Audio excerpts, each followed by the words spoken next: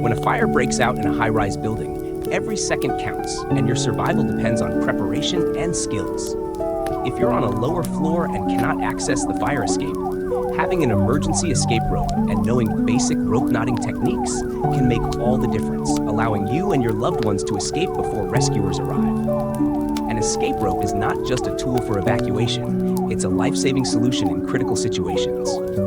However, owning one is not enough. You must know how to use it properly, especially by learning how to tie secure rope knots to ensure safety.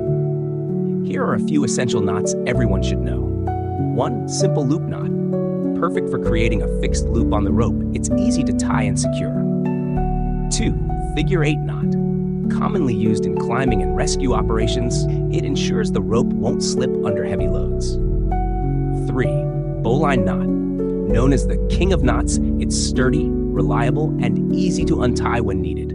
Practicing these knots at home with a simple rope is an excellent way to prepare. Watch instructional videos or join survival training workshops to master the techniques. Don't wait until an emergency to learn. Knowledge and preparation are your best defense against danger.